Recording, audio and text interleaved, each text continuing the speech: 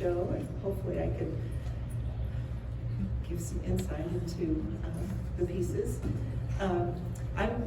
I'm just going to really focus on edges. I love soft edges. I love how things flow, and you know, I'll talk about that. That'll kind of be my theme.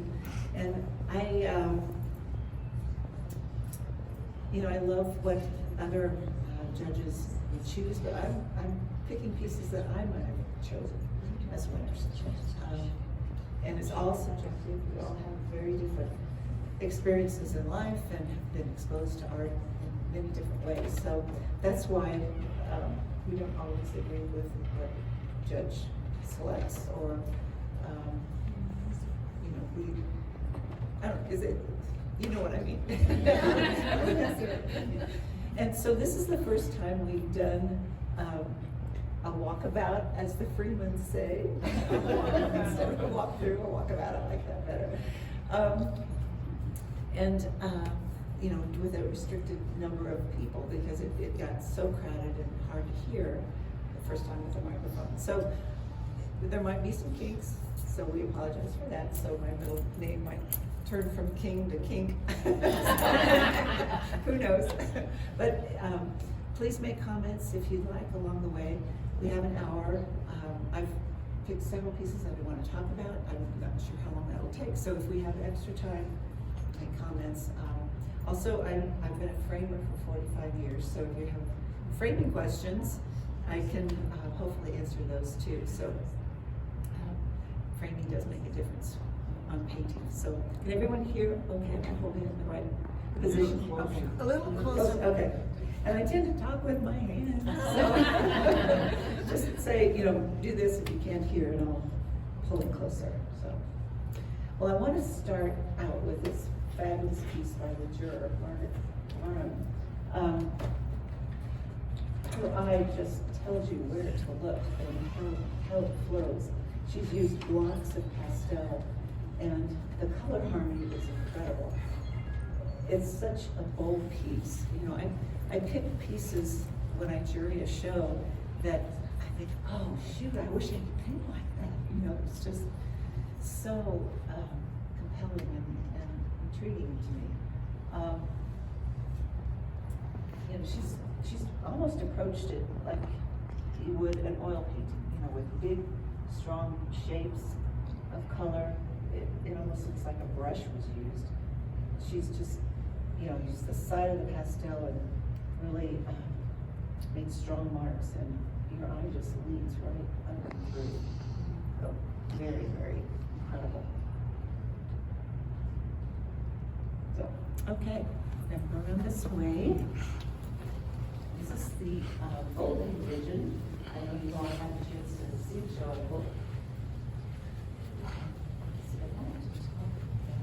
Oh, I thought this was a nice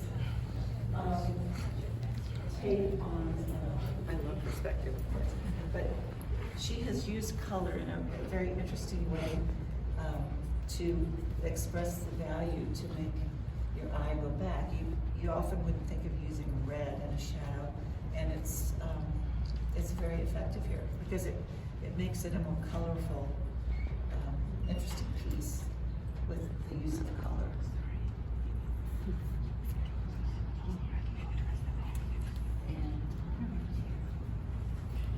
And here's the edges that I love to see, just the lost edges and, you know, found edges. Nothing real sharp here, but it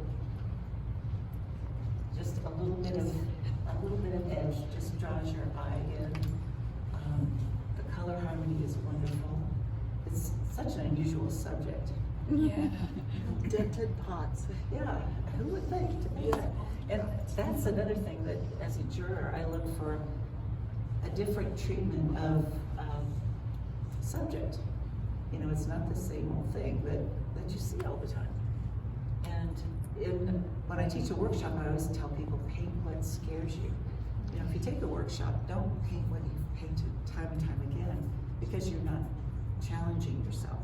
So if you're taking a workshop and you have the benefit of an instructor looking over your shoulder, just push yourself and let that instructor help you advance to the next level.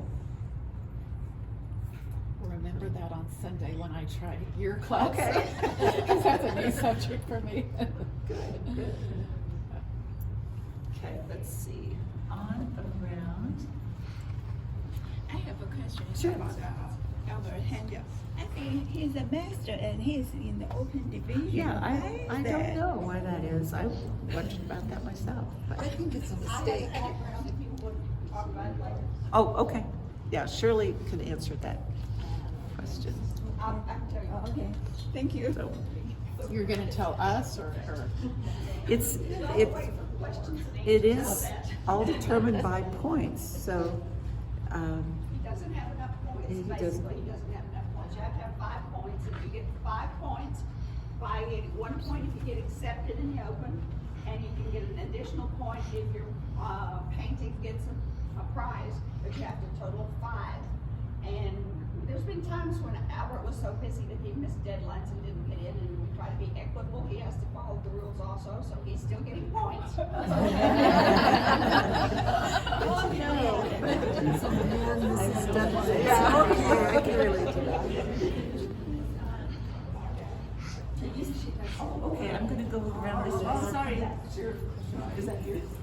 No, Oh, okay. Oh, okay. Yeah. So I absolutely love this artist's work. She approaches figures in such an interesting way. It's sometimes whimsical, very thoughtful. Again, lost edges. Even though she's outlined the figure, you know, look at how the edges blend into the background, and you know, the gesture is so key to this piece. Often we paint lips and they're too strong, too defined, and she's just suggested lips here. This woman has more defined lips, but you know, the lip is in shadow on that side. I just think it's a fantastic piece. And this little medallion is so well defined when everything else is suggested. It's a piece to really be studied. Great color choices, a shadow under the sunglasses.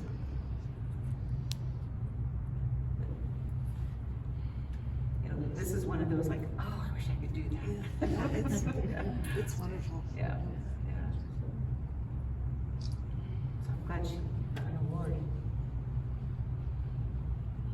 And this is another one, I wonder why she's not, you know, in the master's division. Points. Yeah, maybe she forgot the deadline too. Yeah. And this landscape is just incredible. Again, lost edges. You know, I love how the tree flows into the color of the sky. Great color harmony. A little bit of a defined space here. But it's just big, bold shapes. And sometimes that's all you need, are just those shapes. I love how he's cut into the trees with the color of the sky. You know, sometimes it's hard to do these tree holes and not make them look too contrived. One time I was plein air painting and I did a lot of trees in the background, and this woman walked by and she said, "Why do you have elephants and giraffes in your She's right, you know, like elephants and giraffes. So that's just wonderfully composed. Okay, let's go on right here. Yes.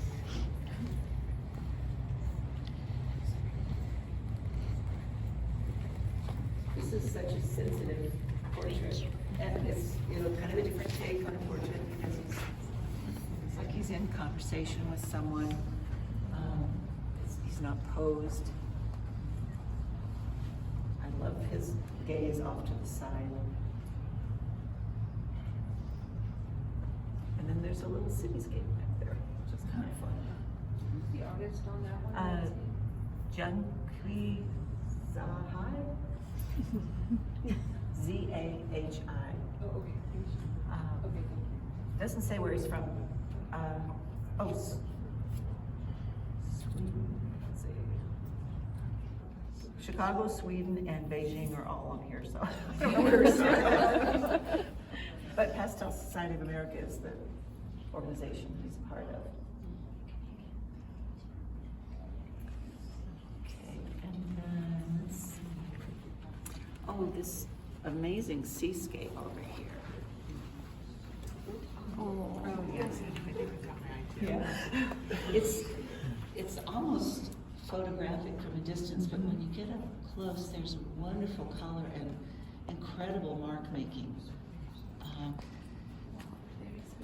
Yeah, and it's a subject that is painted a lot.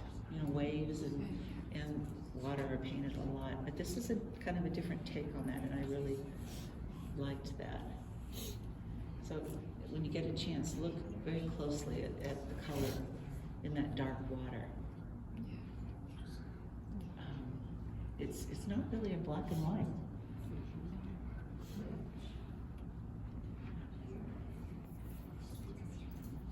That is, again, another Tanya.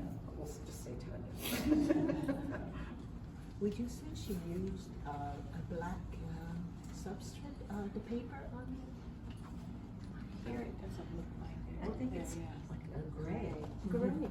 Yeah, mid-value gray. Okay, thank you. Looks like. A lot of strokes in there. The blacks are strong. Yeah. And contrast.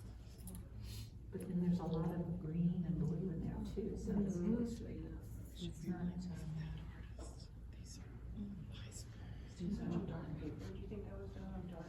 it's you can see it's like a medium charcoal paper.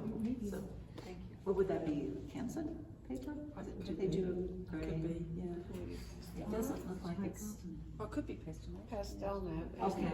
To have more. It doesn't look like it's real sandy. Probably pastel net. Yeah. Does it say her? And who said that? Say Which her artist? name? Tanya, and then Kova. Akinikova, I don't know. Akinikova. Just as PSA. Can you talk about the mat? So I'm really trying to notice, like, this painting seems like the mat really helps. Yeah, I think, because of the wide expanse of the subject, I think if she'd framed right next to the edge, it would have seemed confined. Isn't it hard to ship with the mat? Without Sit down. Does it have a spacer on it? No. Or a second mat. Yeah. It's not even a reverse bevel, Is it reverse Right. bevel? No, it's not. but it's clean. maybe she brought it. Hand delivered. Hand delivered. A little bit. Oh, it's actually on the outside. So she's using acrylic too. That's what I thought too. I was like, Which is interesting. It's so big, so she avoided the price. Yeah. No, in terms of the glazing. Oh, okay. Yeah, you all know that unless you're using the really expensive acrylic, that regular acrylic has a lot of static and it's not good for pastel. But the, I think it's called Opti. That's really expensive. Oh, it's more expensive than museum glass, yeah. She might have used that. Yeah, with this price, probably, I mean, if this had been museum glass, it would have been more. So But it is acrylic. Yeah, so it was cheaper way to. I'd just say she got lucky. Maybe when it gets home, it'll be all foggy.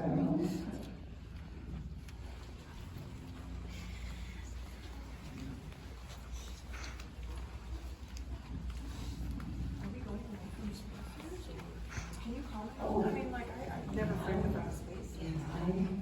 There's two camps framing pastels, and some of us are in one camp and some are in another. It's just like politics, you know, we're divided. I will never let pastels touch glass. Yeah. So I always use spacers, or I use a linen liner, or I use fillet, or a narrow frame to frame the pastel, then the glass, and then a wider frame. So I've been a framer for 45 years and preached conservation, and I couldn't make myself, even kids' art, I wouldn't put next to the glass. But then on the other side, they believe that's the best way to ship and to preserve their work. So I'm not going to As try far to convince as you. visually, do you, I mean, it seems like more and more people are not using mats. Right. And yet some people still are, and is it, I mean, in your opinion, is it just kind of whatever their piece needs? I mean. I think so, yeah. I don't use mats for my work, and then I frame a lot for other pastelists, and I don't use mats for them. I mean, I certainly would if they wanted them. You do have the filtering pastel problem with mats. Sometimes even if you use reverse bevel or spacers with a mat, if you're shipping, that can be a problem. I just feel like they should be framed like an oil with the addition of glass. Just really appreciate, Yeah. that look.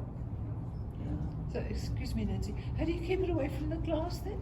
Well, I use either the acrylic spacers. They have a sticky Oh, I see. side. You peel the paper off and Right. put it up under the rabbet of the frame. Oh, I see, thank you.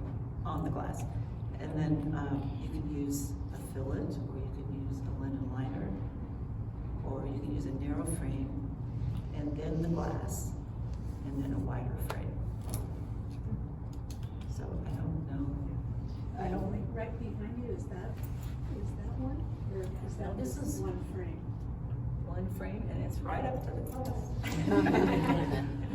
I remember a museum curator saying that they had an archival piece from a museum, and it had some moisture damage, and it was right against the glass, and when they tried to fix it, it stuck to the glass and it tore and ruined the piece. So that's why I would never do it. Yeah. Because if you live in a place with humidity, even if your painting is sealed, you can still get Yeah. moisture in there. Well, But think about, have you ever taken an old photo out of a frame? Yeah. The emulsion sticks to the glass. I mean, it's Yeah. emulsion, it's not Yeah. pastel, but it's kind of the same concept, It can, if there's moisture, it can really adhere to the glass. And someone did say they asked a museum conservator if they would frame their work under glass, and they said, oh yeah, that's fine.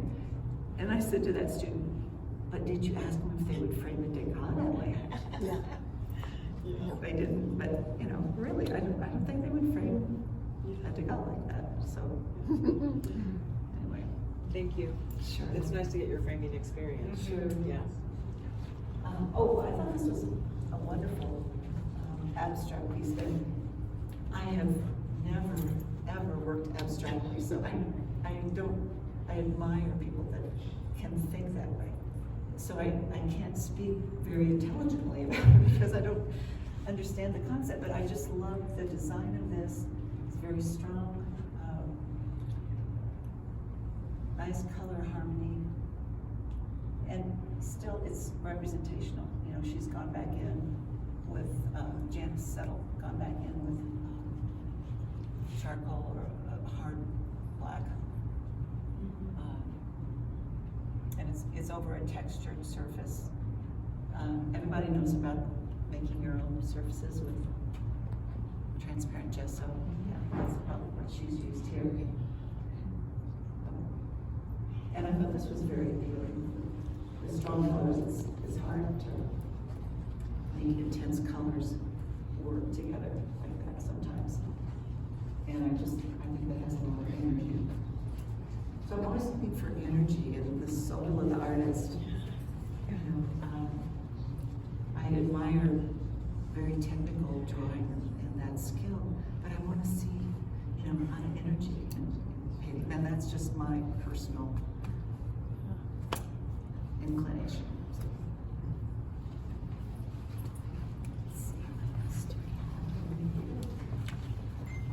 I think we'll go around the corner.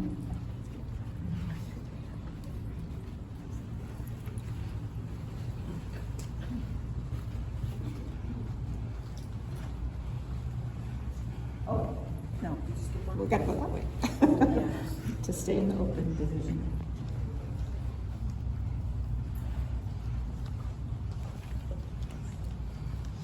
I think it has abstract piece that I think has great structure and excitement. It's logical first. Whoa. Sorry. The design was created before I thought they were in pastel at the top, so it has a very George Brown kind of feel.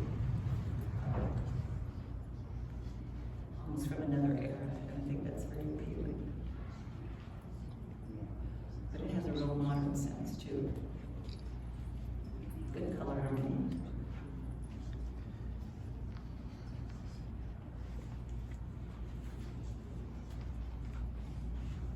I love the composition of this piece.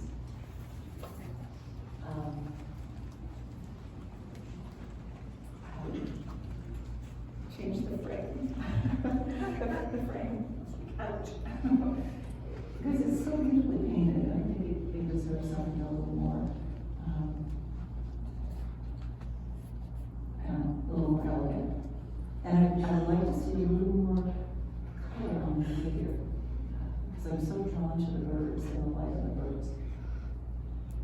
I'd like to see the figure just a little more refined. But I just think it's a very exciting composition and another piece that kind of pushes subject matter.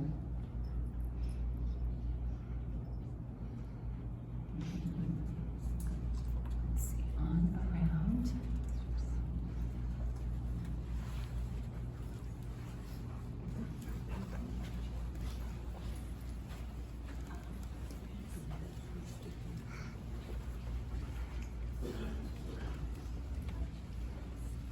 This is a wonderful portrait. He talks about the subject and the light on the skin.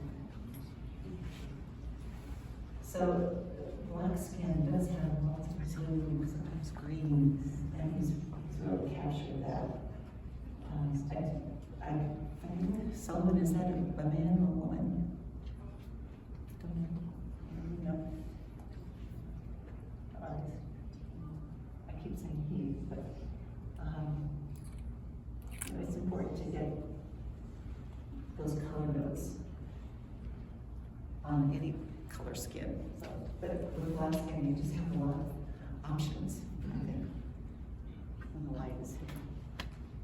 It's a beautiful portrait. So expressive too. Yeah.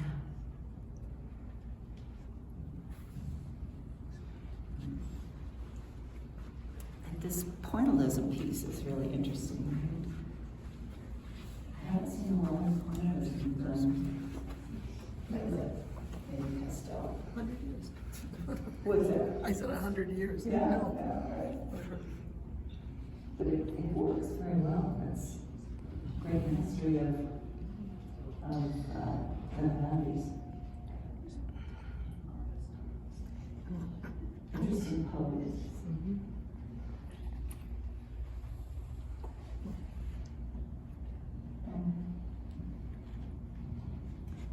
Is your friend at the show? Yeah.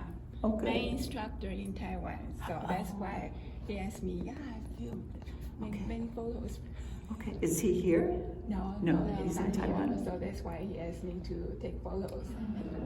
Now I'm videotaping. Okay, and I bet he's thrilled that he won a ribbon. That's wonderful. Second place. Yeah, I think the way he paints is very kind of impressionist, right? Using the color dots to. Does he always do the pointillist? Is that his style? I don't. This is the first time I see this kind of a painting. Oh, Yeah. so he doesn't instruct you using the No, he pointillism used technique? another way, another kind, use the line. Okay. Yeah, the many lines to form the photo, the painting. Yeah, he won a lot of awards. Good. Kind of internationally, yeah. And he is surprised he got the second place. Yeah, usually pastel painting is all about mark making, you know, and this is just a different kind of mark. And when I instruct, I always tell people to use the side of their pastel, not the tip. And this is the tip, and it's just because of the interplay of color, these colors. I don't know how much time he spent on this painting, right? Yeah. He used a different dot.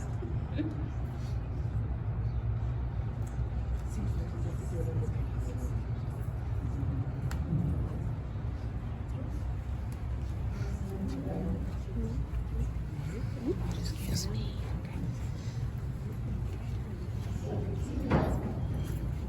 It's always wonderful stills, and she incorporates.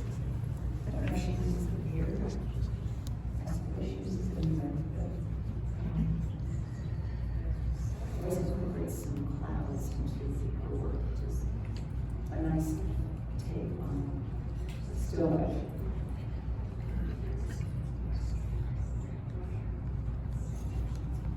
Okay, let's go over to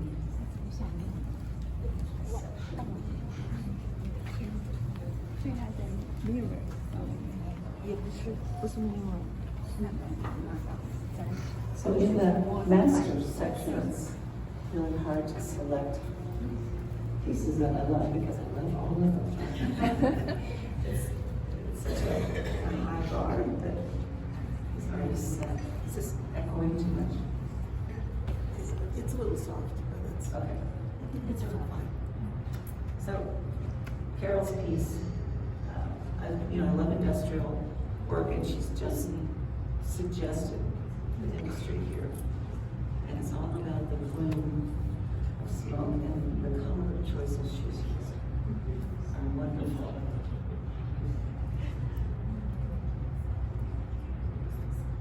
Study her sky choice,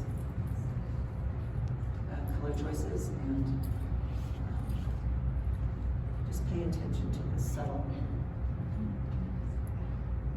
painting she's done of the industrial buildings. You know, we can get carried away with using lots of values there, and it would take away from this wonderful atmosphere.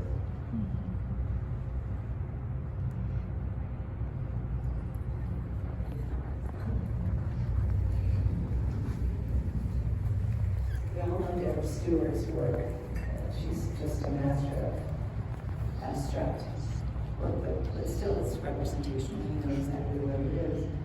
But she has such freedom in this piece. Often, this is a problem to have, the base on the bottom of the painting, but she makes it work.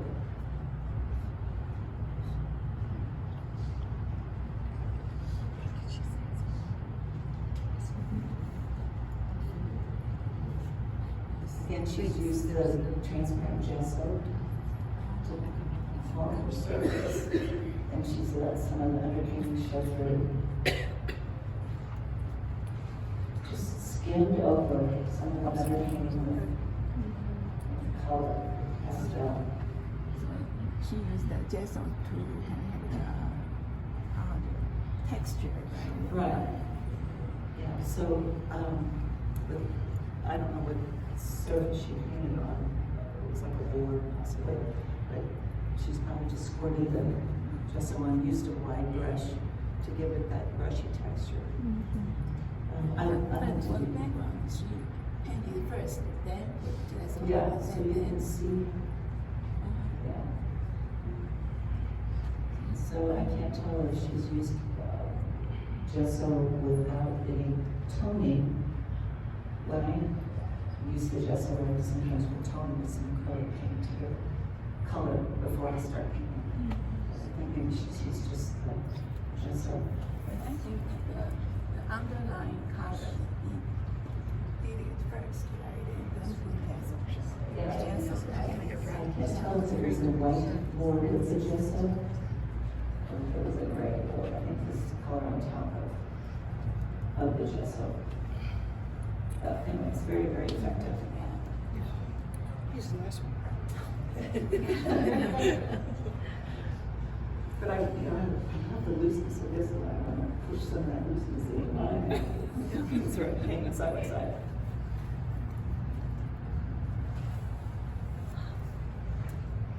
Wonderful color choices here, and I love the simplicity of the buildings. Often people get carried away by drawing in all the windows in a cityscape. And you can just suggest, unless that's the subject, you can just suggest that there are windows and doorways and details back there, because this is your subject. I think this is probably the main focus, this particular figure, because these are a little more in shadow and undefined. That's a very successful painting. She's popped a little red over here, because that would have been too blatant, without that little dot of red. Those two people and those two people, which one is closer? It's kind of like that. Yeah, it's kind of hard to tell, because they are a little bigger. I think this one is closer, but it seems like it's smaller than those two.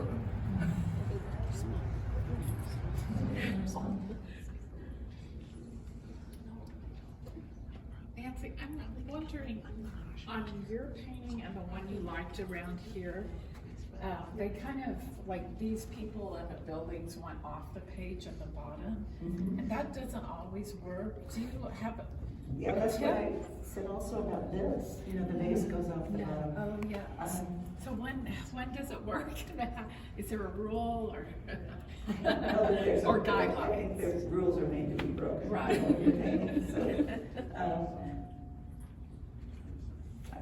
I don't really think there's a rule on that.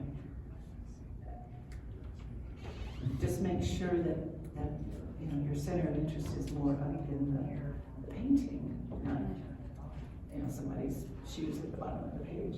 Right, So, going off the page. Yeah, so just make sure that the eyes are drawn up into the painting. So maybe have things hanging on. Sometimes, you don't want something too close to the edge. Just have it come into the center a little more. Your eye. Thank you. So this is a fabulous piece. Clearly it was a watercolor start. You can see the bits of watercolor wash under here. And the color harmony is just remarkable. And she's brought the earth and the building into the same color tones, color hues. And then the complementary blue works so well through here.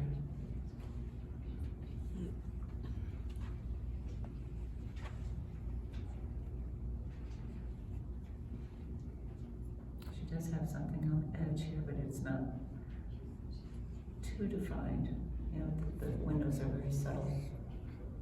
And so there's not that detail much here, so it works.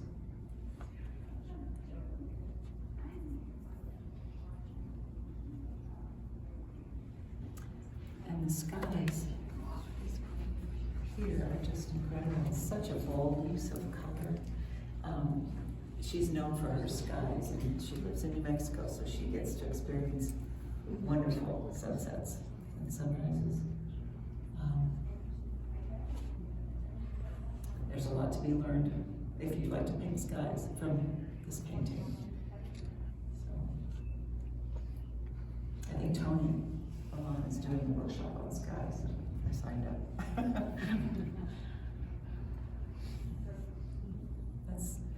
I've painted cityscapes for so long when you can't see the sky.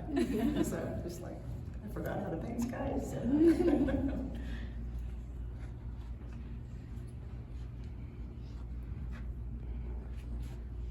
Remarkable piece. She's has such an interesting take on still life. Just done quite a few paintings with the tape measure and scissors and sewing tools. And you can almost feel the fabric on this mannequin. I'm sorry if I'm asking too many questions. No. So, when you read that statement about it, it's so interesting, and I'm wondering when you're judging, do you ever read those, or do you just go with it? Well, first I would see them drawn to things, and I want more information. And then those things, but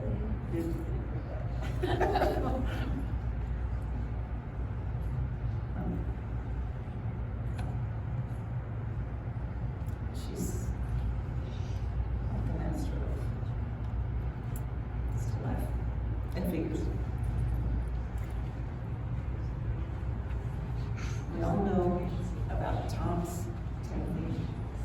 He says he doesn't care about quality, he uses house paint and I think auto paint, different things to create texture.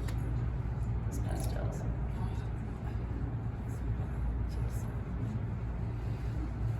So I think if anybody is in his class, he uses gesso and acrylic paint and latex paint, drizzles. Am I right? Yeah.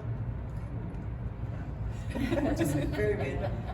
So you can see, the random marks, but then I'm sure he controls it somewhat because he probably knows what he's going to paint before he starts all the drills.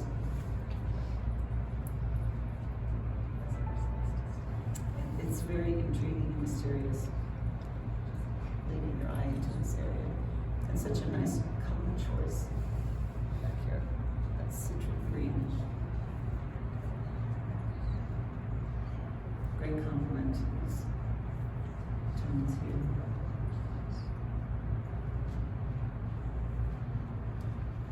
I love Andrew's cityscape. Often cityscapes seem gray and dull, but he has brought so many wonderful colors into this and very soft edges. And he's used some unusual textures in here. It looks like he's combed the pastels, if you get a chance to look closely at this. And then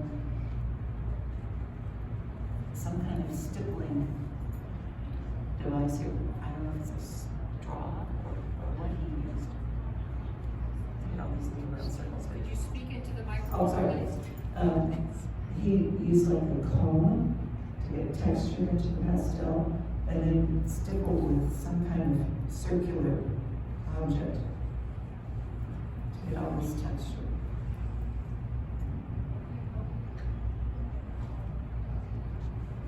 There's such a sense of space here in such a small painting. Just with his use of color. And the distant buildings are so grayed out, and then there's a little flash of orange to let you know that they lived. I just think this is a wonderful piece.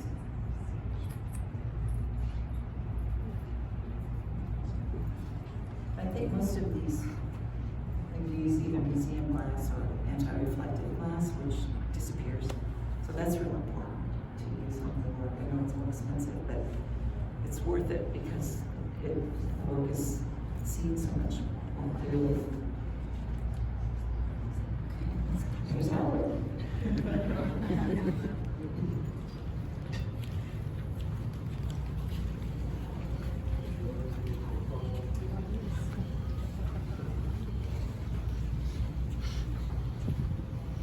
Jacob Aguilar's piece is wonderful. And the lost edge of the mountain.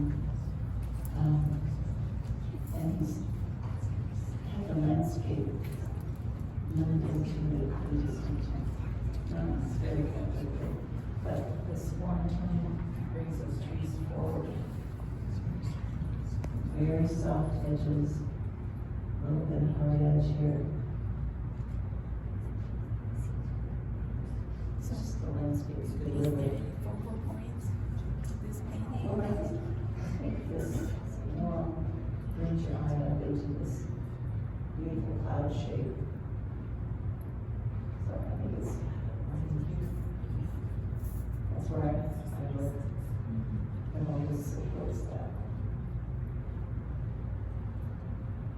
And the strong diagonal brings your eye up too. These let some of the underpainting show through.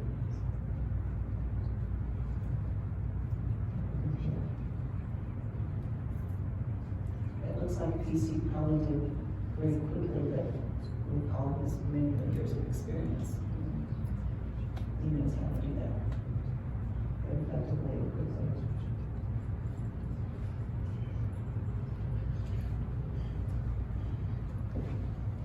I talked to Charles this morning about his piece over breakfast, and he used a video to paint this.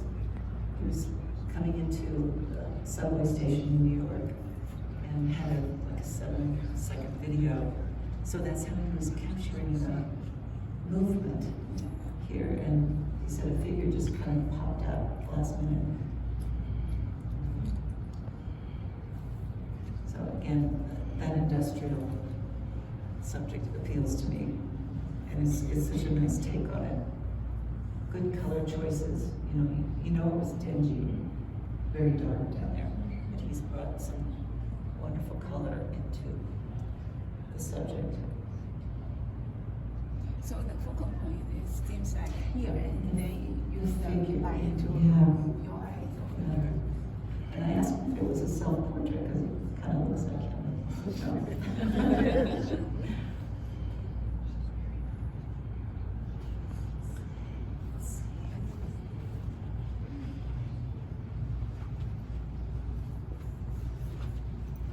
This is so beautifully muted and textural.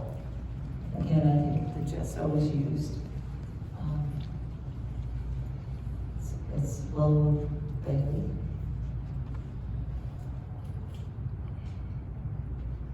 It's such a restful, sensitive piece that I found it very appealing.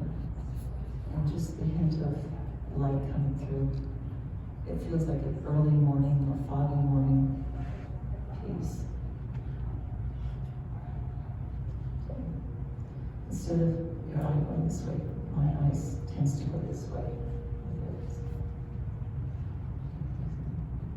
Nice hue shift there. And great value shifts throughout. It's just such a quiet piece.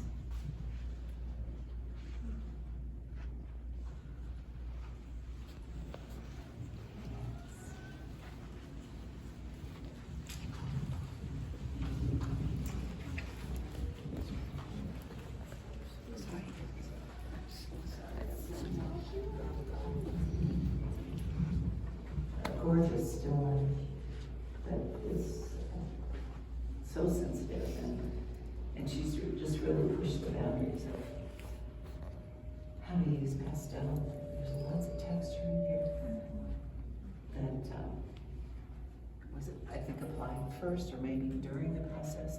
I don't know really how she works. Some of you are probably taking her workshop, and you'll have all the answers.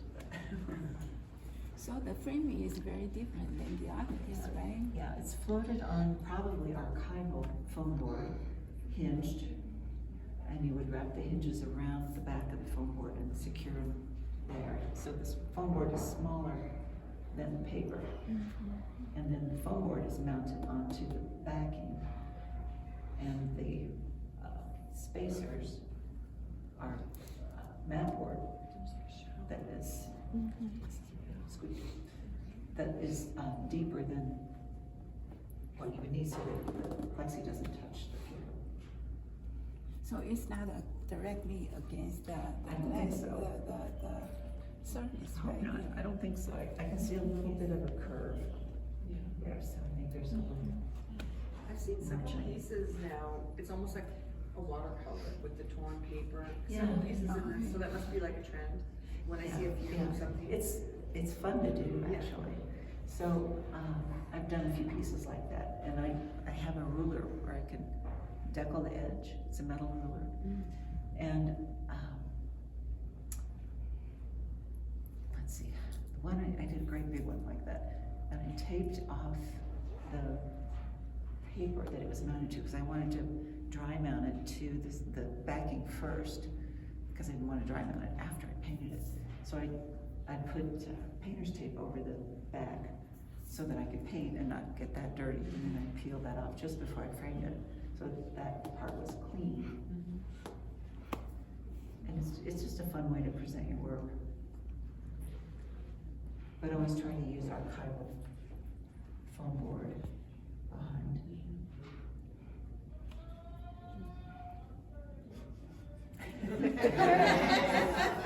He's ready to party.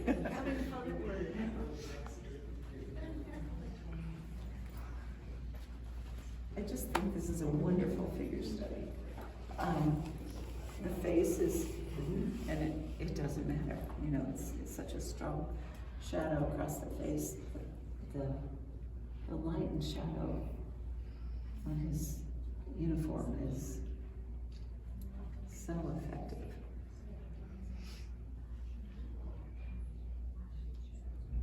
Beautiful choice for the background. Backgrounds are sometimes hard to determine, you know, color, how much detail. And that color's brown here too, so.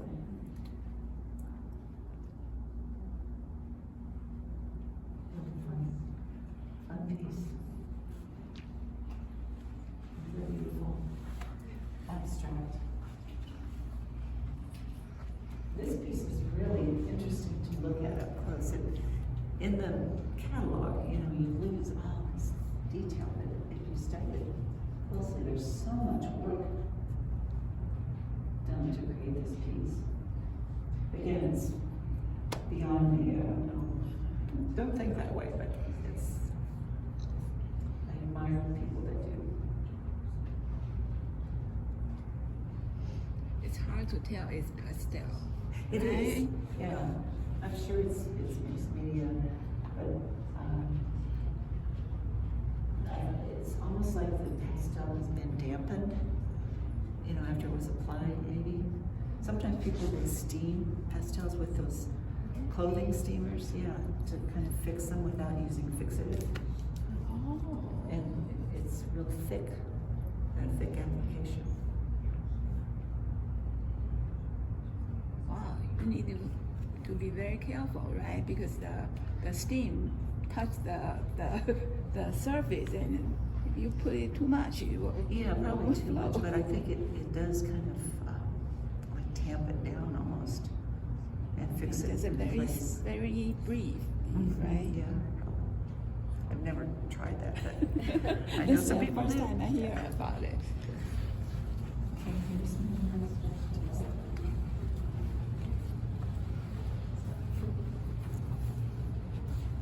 This piece just drew me right into it. It's such a dramatic use of light with the complementary blue foreground. And the artist has used a lot of black, which I always say, oh, I don't have any black in my set because I don't want to use black, but it really works here.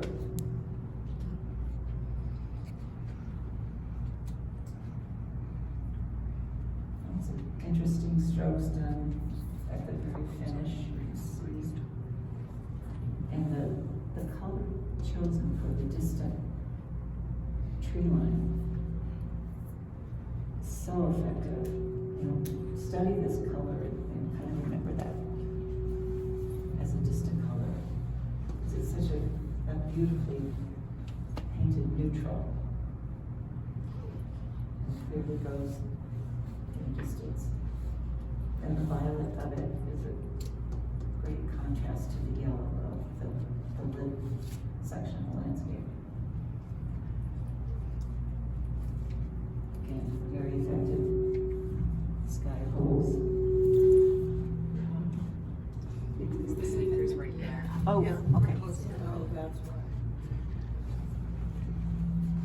that one.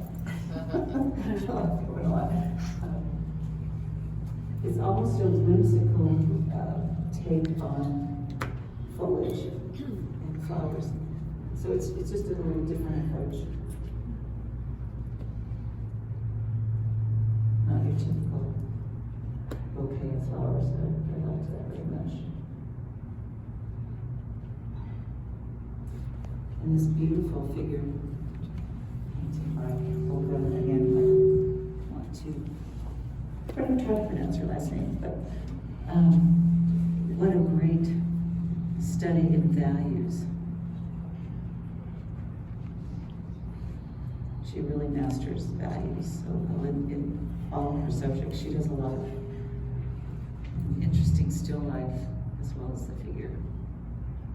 So that's a good one to study. And you know, the sensitive figure is in an industrial space, and it's a nice contrast in the subject. What's she doing hanging out in a warehouse? But it works. And the suggestion of the tote bag on her arm, it's not overstated, it's just there, you know, clearly what it is. But it's just those little value shifts that make that painting so successful.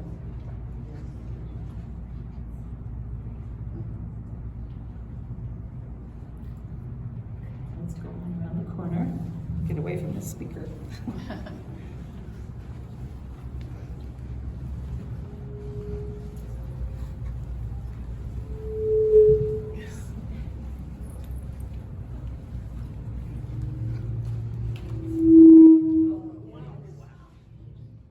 Okay, I'll try to just talk. Oh, I think that'll be better. Just turn that off. Turn it on too. Where's the? Oh.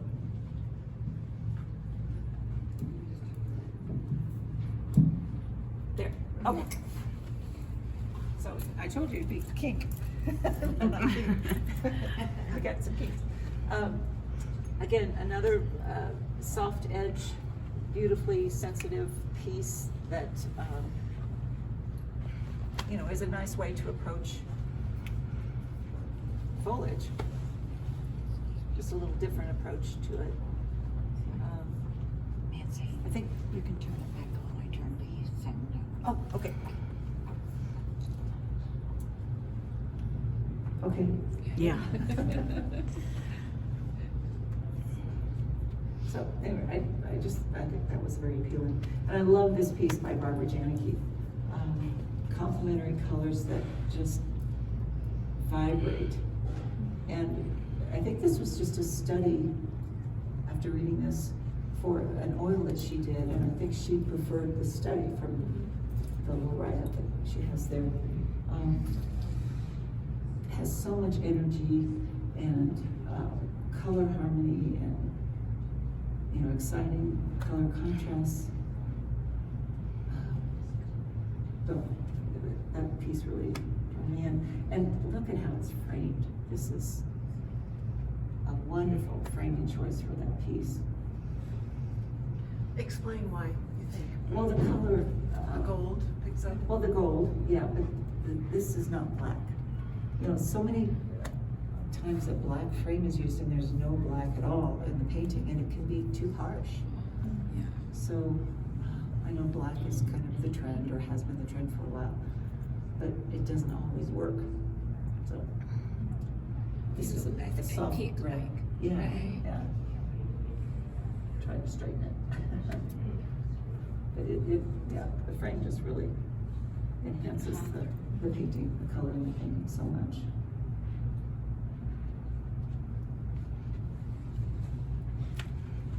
Lens painting. Such strong use of lines and shapes and values here. The rocks are almost playful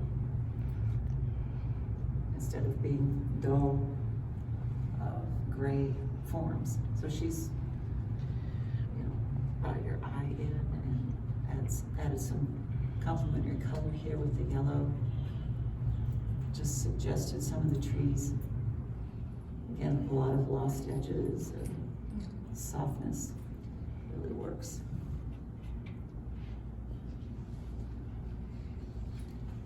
Okay, let's go to the next section. What time? 6 minutes. I didn't think I'd be able to fill the time, but I didn't talk fast.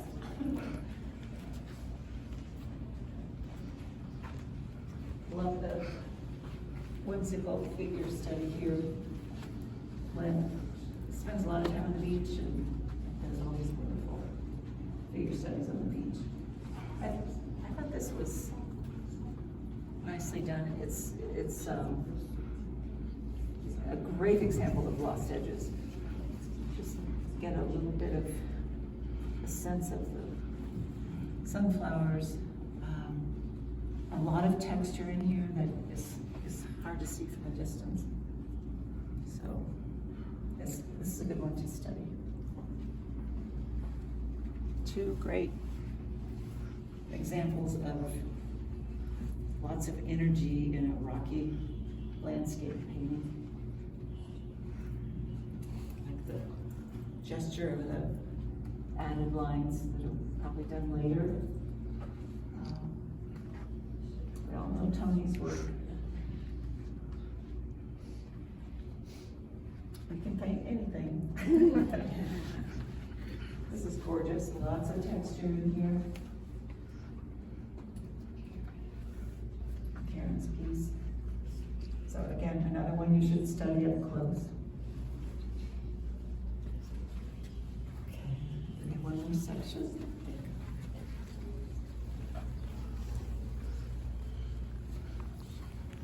Fred's piece.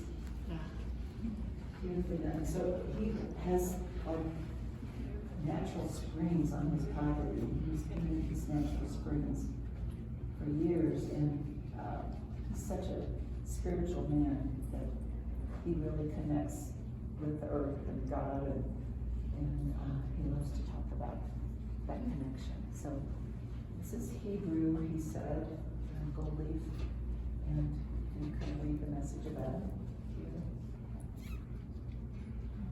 Beautiful color choices. Gorgeous. I love the color choices here.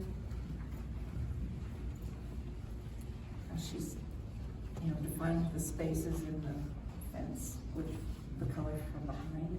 So painting the negative space is always important.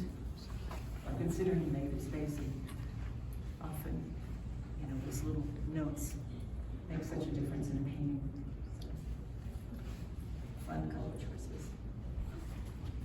Corey's self-portrait is incredible. Look how he's painted hair and his beard. He hasn't drawn strands of hair. He's just used shapes and value and wonderful color to suggest what's there. This is beautiful. Little touches of the violet throughout the background to tie in with his t-shirt. So soft. Those edges. And his ribbon is purple and lavender. That's true. And Liz's ribbon matches her painting, I think, kind of, yeah. Did it purposely, right? Yeah, Or right. just by chance? Right. Oh, sure. Thank you for being here.